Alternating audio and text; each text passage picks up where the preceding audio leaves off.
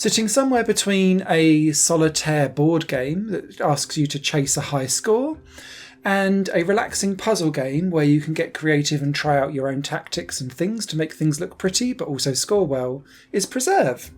And Preserve is a nature building ecosystem creator, and you're trying to create the most effervescent and flourishing ecosystem with the land and the cards that you've been dealt. The ultimate aim in this game is to score harmony points, which are down in the bottom left-hand side of the screen. And you score that by creating nice, lush biome environments and placing animals inside them. The different combos that you put together will score you harmony points, and once you cross a threshold, you unlock the ability to have some new cards and drop down a new segment of land somewhere around and connected to what you've existingly already built. In that way, it works very similar to Romantic, where you're trying to hit certain scored thresholds before you run out of cards and moves.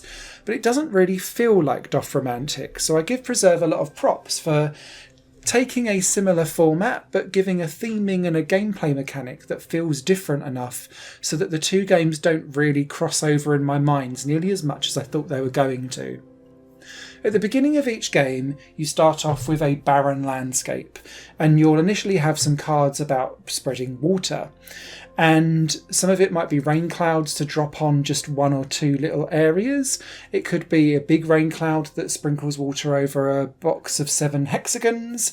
Or it could be that you've got some ponds that will water around the edge of the pond, or a lake which you can chain from the highest point of your mountain range and make sure it cascades down all the way to the bottom or wherever you want it to stop, thus watering everything around you.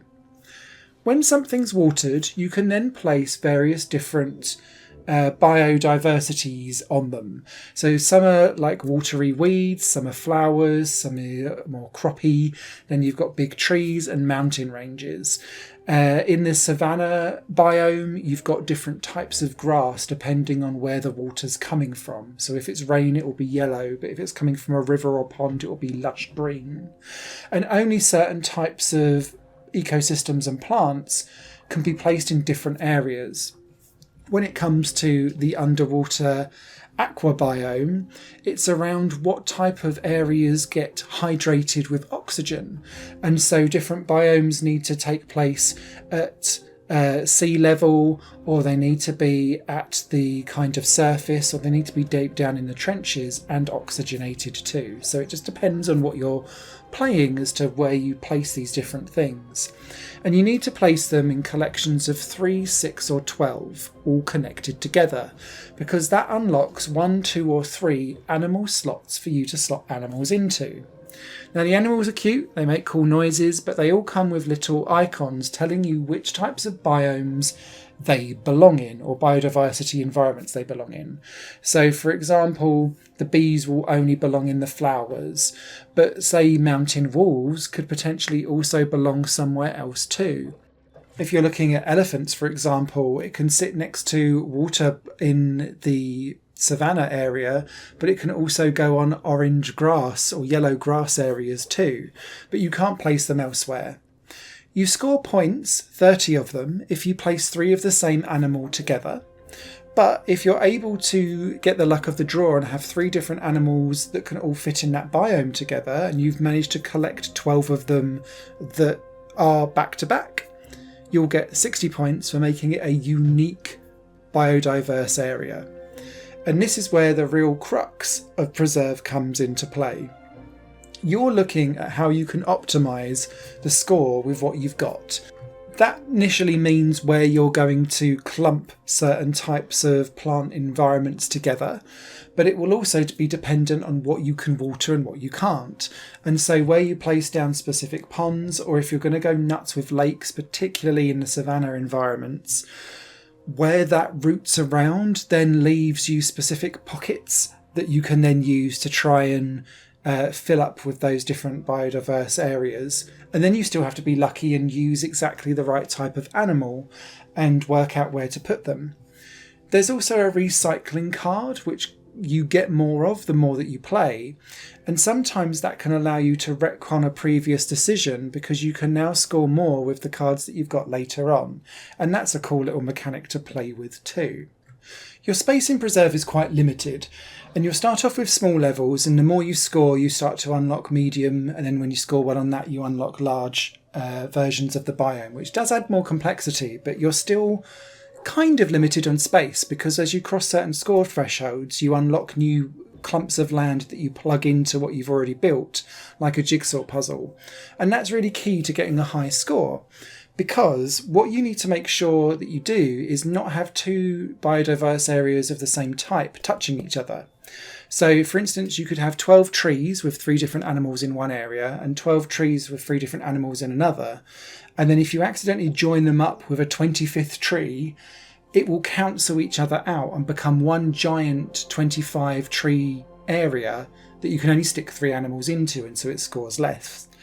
And what I found the more I played this game was I was getting into like a Victoria Sponge version of playing this game, where I was thinking in layers and rows and clumps, so that you'd have a clump of trees, a clump of mountains, a clump of weeds, a clump of flowers, maybe a river going through if I was getting really, really stuck and I needed to kind of chop things off so they didn't touch each other. But obviously the land isn't built like that. Certain like crops can only go to certain levels. The stuff that's down with the lily pads can only go down at the very lowlands, for example. So you're really having to work with what you've got, and that's what makes Preserve fun to play. The element of randomization in there means that you've got quite a lot of replayability.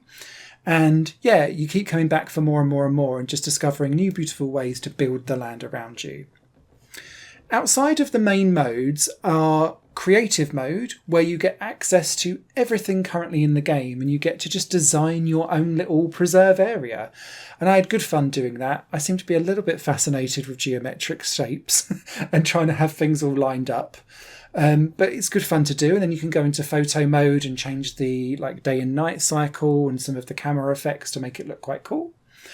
And then the other mode that you've got is puzzle mode. And I haven't explored this nearly as much as the other modes, I must be honest. But these are giving you definitive fixed state setups for you to then try and get the maximum score possible out of them. And so there's only really one true solution.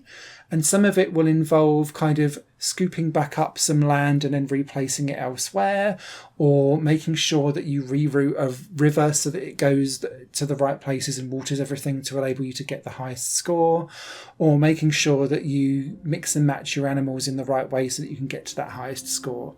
It looks fun. It's something I'm looking to explore more of in the future, but I didn't get there because I was having too much fun just enjoying the main modes and seeing how far I could get. I've really enjoyed this. It's got that same just one more go itch that Doth Romantic has, but this feels far more board gamey than Doth Romantic does city buildery, if that makes sense. And so the audience, I think, is slightly different, but I do think if you enjoy one, you'll enjoy the other, and vice versa. This is a great little cozy, wholesome preserve 'em up, for want of a better phrase, that I would definitely recommend. And as the game goes through early access, more biomes will be added. And since the intention is to have every biome bring some kind of unique mechanic, like they do with the 3 that are currently in the game, that's really all that this needs. It's a fantastic experience, wholesome and cozy, thoroughly recommended, and a thumbs up from me. Higher Plane Games is part of the Higher Plane Network, a completely independent media outlet supported by people like you.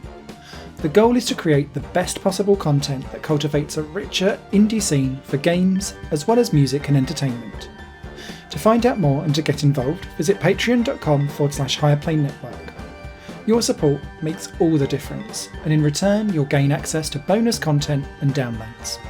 Thank you for watching.